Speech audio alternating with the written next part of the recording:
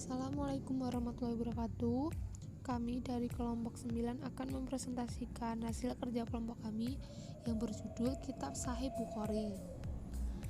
Sebelum presentasi dimulai, kami akan memperkenalkan kelompok kami yang beranggotakan Fatihah Husna Azizah dengan NIM 201221039, Kavita Bella Sakita dengan NIM 201221057, Arum Natalia Putri dengan NIM 201221058, Sakia Safitrianawati dengan NIM 201221064. Untuk lebih jelasnya, silakan teman-teman simak PPT berikut ini. Kitab Sahih Bukhari. Data penulis kitab. Kitab Sahih Bukhari merupakan kitab atau buku koleksi hadis yang disusun oleh Abu Abdillah Muhammad bin Ismail bin Ibrahim bin Al-Mughirah bin Bardisbah Al-Ja'fi Al-Bukhari, atau yang lebih dikenal dengan nama Al-Bukhari. Beliau lahir di Bukhara pada Jumat 13 Syawal 194 Hijriah atau 21 Juli 810 Masehi dan mengembuskan nafas terakhirnya pada tanggal 30 Ramadan 256 Hijriah atau 31 Agustus 870 Masehi di usia yang ke-60 tahun. Kitab ini dikenal dengan Al-Jami Al-Musnad As-Sahih Al-Mukhtasar min Umur Rasulullah Sallallahu Alaihi Wasallam wa Sunanihi wa Ayamihi. Bukhari menyusunnya dari 600.000 hadis sahih yang dikumpulkan dari berbagai belahan dunia. Kitab Sahih Bukhari disempurnakan selama 16 tahun lamanya.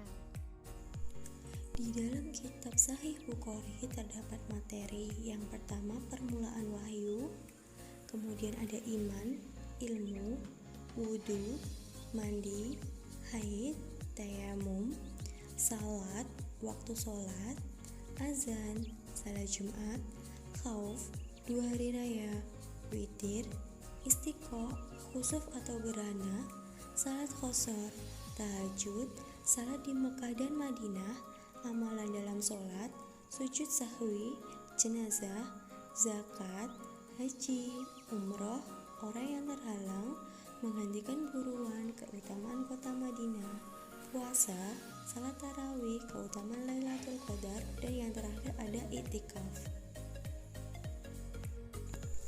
Subbab materi yang ada di dalam salat tahajud.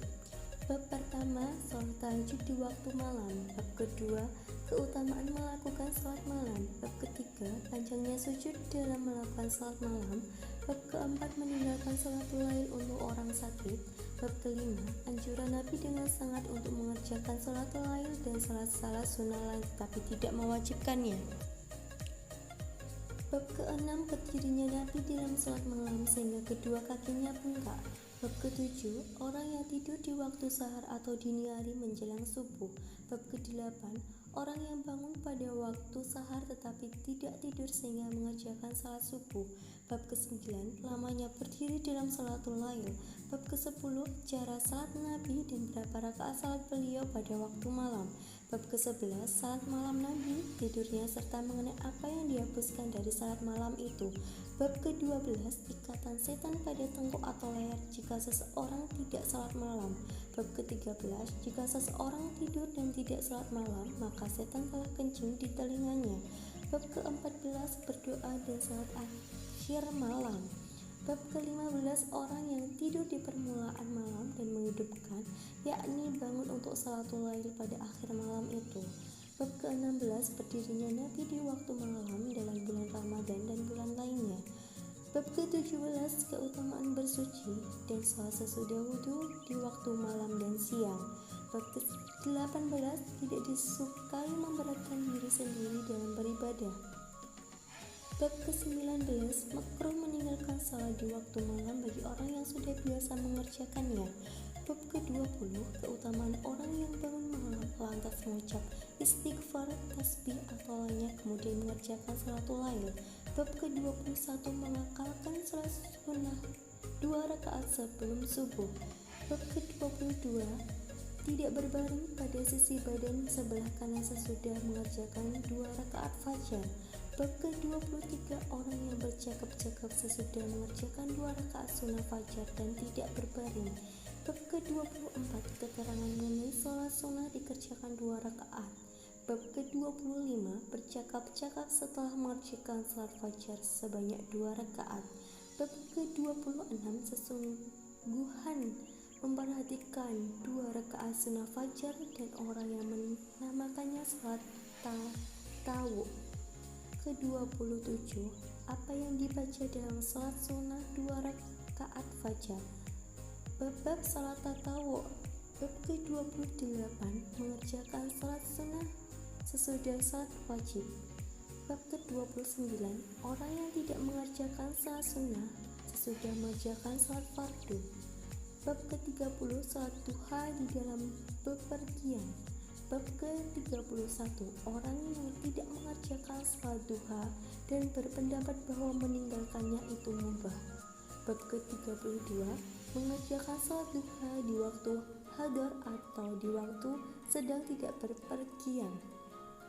Bab ke-33, 2 rakaat sebelum zuhur. Bab ke-34, salat sebelum maghrib. Bab ke-35, salat sunnah dengan berjamaah. Bab 36, salat sunnah di rumah. Kali ini membahas salat tahajud bab utama. Salat tahajud di waktu malam dan firman Allah. Dan sebagian malam salat tahajudlah kamu dari suatu ibadat tambahan bagimu. Ibnu Abbas berkata, apabila Rasulullah SAW bangun pada malam hari, beliau selalu bertahajud. Beliau berdoa dalam riwayat mu'allaq. Artinya, ya Allah, bagimu segala puji, Engkau penegak langit bumi dan apa yang ada padanya. Bagimulah segala puji kepunyaan, Engkaulah kerajaan. Dalam satu riwayat, Engkaulah Tuhan langit bumi dan apa pada dalamnya. Bagimulah segala puji, Engkaulah Maha yang benar. Janjimu itu benar, bertemu denganmu adalah benar, firmanmu adalah benar, surga itu benar, neraka itu benar, para nabi itu benar, Muhammad SAW itu benar, kiamat itu benar. Ya Allah, hanya Engkaulah saya berserah diri. Kepadamulah saya beriman, kepadamulah saya bertawakal, kepadamulah saya kembali, kepadamulah saya mengadu, dan kepadamulah berhukum. Maka ampunilah dosaku yang telah lampau, dan yang kemudian saya sembunyikan, dan yang terang-terangan, dan yang lebih Engkau ketahui daripada saya. Engkaulah yang mendahulukan, dan Engkaulah yang mengemudiankan. Engkaulah Tuhanku, tidak ada Tuhan melainkan Engkau. Bagiku dan keduanya adalah benar. Hadis riwayat Bukhari. Wahai Abdullah, janganlah engkau seperti si Fulan. Dahulu ia rajin mengerjakan sholat malam, namun sekarang ia meninggalkannya. Atau hadis riwayat Bukhari nomor 1152. Mujahid berkata, Al-Qayyum artinya yang mengurusi segala sesuatu. Umar membaca Al-Khayyam dan keduanya adalah benar. Hadis Bukhari diriwayatkan dari Abdullah bin Abbas R.A. Dia berkata, setiap kali Nabi Shallallahu Alaihi Wasallam bangun di malam hari, beliau melakukan sholat tahajud dengan membaca doa, atau yang artinya, Ya Allah, segala puji bagimu, Engkaulah pembuat dan pengatur langit serta bumi seisinya. Segala puji bagimu, Engkaulah cahaya langit dan bumi seisinya. Segala puji bagimu, Engkaulah penguasa langit dan bumi seisinya. Segala puji bagimu, Engkaulah Maha yang Maha benar.